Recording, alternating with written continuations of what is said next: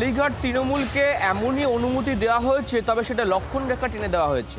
তুমি যদি ধরো আগামী 21শে জুলাই সভা করতে চায় তৃণমূলের কালীঘাট শিবির, তারা যদি টাকা চায় সেই টাকা তারা পাবেন না। তৃণমূল শিবিরের কথায় আসে, কালীঘাট তৃণমূল টাকা তুলতে গেলে এবার পারমিশন লাগবে। মিশন মানিতে এবার পারমিশন। শৈশবদের বেড়া জলে এই মুহূর্তে তহবিল রয়েছে। 8টি ব্যাংক অ্যাকাউন্ট বন্ধ করা হয়েছিল তৃণমূলের।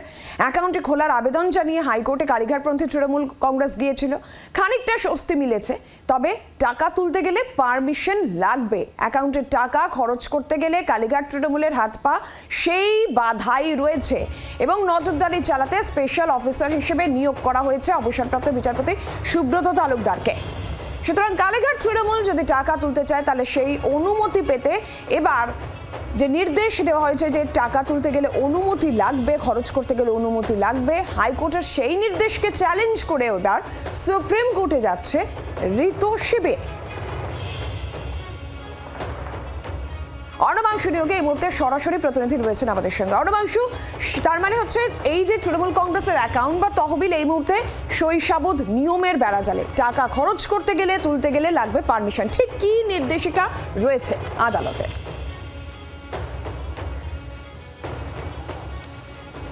নীলাঞ্জনা, সেটা হচ্ছে কালীঘাট তৃণমূলকে এমনই অনুমতি দেওয়া হয়েছে, তবে সেটা লক্ষণ রেখা টেনে দেওয়া হয়েছে। তুমি যদি ধরো আগামী 21শে জুলাই সভা করতে চায় তৃণমূলের কালীঘাট শিবির, তারা যদি টাকা চায় সেই টাকা তারা পাবেন না, এমনই শর্ত দেওয়া হয়েছে। এবং বলা হচ্ছে এটাই যে মিটিং মিছিল বড় কোনো কাজে টাকা দেওয়া যাবে না, শুধুমাত্র দৈনন্দিন কাজ, বেতন, ইলেকট্রিক বিল, জলের বিল, সেই সমস্ত ক্ষেত্রে টাকার অনুমোদন দেওয়া হবে এবং দেবেন স্পেশাল অফিসার।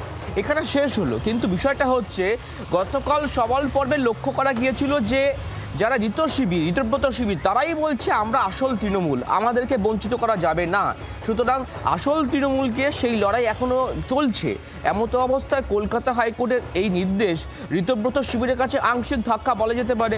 সুতরাং সেই নির্দেশকে তারা চ্যালেঞ্জ করে উচ্চ আদালত বা উচ্চ বেঞ্চে তারা মামলা করবেন, সে আলোচনা শুরু হয়েছে। তারা আজকে মামলা করতে পারেন সেই সম্ভাবনাও রয়েছে। তাদের বক্তব্য হচ্ছে এটা, যখন আদি তৃণমূলকে বা তৃণমূলকে কারা হ্যান্ডেলিং করবে এই অ্যাকাউন্ট সেটাই নির্দিষ্ট হলো না, তাহলে কিভাবে কালীঘাট শিবিরকে পারমিশন দেওয়া হলো দৈনন্দিন খরচ করার জন্য? এই প্রশ্ন তুলেই কিন্তু ঋতব্রত শিবির তারা আবারও ডিভিশন বেঞ্চ অথবা সুপ্রিম কোর্টে দ্বারস্থ হওয়ার সম্ভাবনা দেখছি আমরা। অর্থাৎ অ্যাকাউন্টের ক্ষেত্রে, অ্যাকাউন্ট অ্যাক্সেসের পারমিশনের ক্ষেত্রে এবার আসল তৃণমূলকে সেই বিষয়টা আসছে এবং নিজেদের আসল তৃণমূল বলে দাবি করে ঋত শিবির হাইকোর্টের নির্দেশকে চ্যালেঞ্জ করে সুপ্রিম কোর্টে যাচ্ছে যে আসল তৃণমূল যখন ঠিক হয়নি এখনো পর্যন্ত, তাহলে কেন কালীঘাট তৃণমূলকে পারমিশন দেওয়া হচ্ছে? ধন্যবাদ অর্ণবাংশু।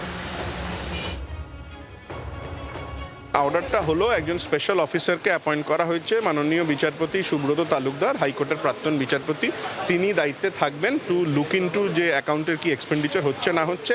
অ্যাকাউন্টের যারা এই মুহূর্তের প্রেজেন্ট সিগনেটারি, তারা যদি তাদের মধ্যে থেকে দুজন যদি চেক পেশ করেন, সেই চেকটা পাস করবেন জাস্টিস তালুকদার। অ্যাজ পার যে এভিডেভিট দেওয়া হয়েছে, সেই এভিডেভিটের খরচার যে নিরিখ দেওয়া হয়েছে সেই বিষয়, এবং তার সাথে সাথে day to day expenditure, salary, legal expenses ইত্যাদি বিষয়েও খরচা করতে পারবে রাজনৈতিক দল। আমরা সুপ্রিম কোর্টে এসএলপি ফাইল করতে চলেছি। ইডি কালকে একটা বড় অংশের টাকা ফ্রিজ করেছে। অভিযোগ উঠছে যে 160 কোটি টাকায় চার্টার্ড ফ্লাইট এবং হেলিকপ্টার, মানে একটা কোম্পানি কিনেছে, টাকা গেছে তৃণমূল কংগ্রেসের অ্যাকাউন্ট থেকে, আবার সেই কোম্পানিকেই সেই ফ্লাইটের জন্য, সেই হেলিকপ্টারের জন্য ভাড়া দেওয়া হচ্ছে। শোনা যাচ্ছে কলকাতা থেকে কেম্যান আইল্যান্ডস পর্যন্ত মানি লন্ডারিং এর রুট, এগুলো আমরা শুনেছি। তো আমরা আমাদের আইনজীবীদের সঙ্গে কথা বলেছি, আমরা সুপ্রিম কোর্টে এসএলপি ফাইল করতে চলেছি। বিচারপতির রায় আনন্দিত, কথা বলেছেন, ন্যায্য কথা বলেছেন।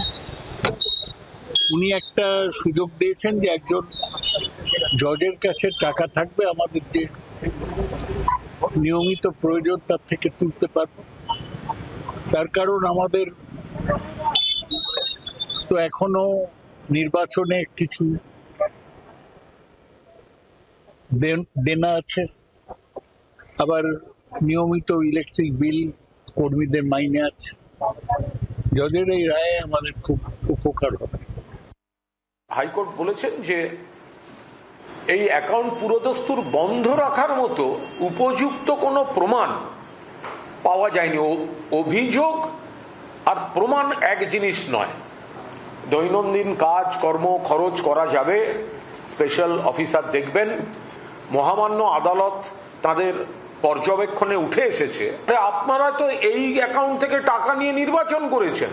জিজ্ঞাসা করুন তো এই বালিশ চাটা ঋতব্রতকে, চাটন ঋত, যে তৃণমূলের যে অ্যাকাউন্টটা নিয়ে আপত্তি তোমাদের, সেই অ্যাকাউন্ট থেকে ভোটের আগে তোমার অ্যাকাউন্টে টাকা ঢুকেছে না কিনা, 25 লক্ষ টাকা ঢুকেছে কিনা।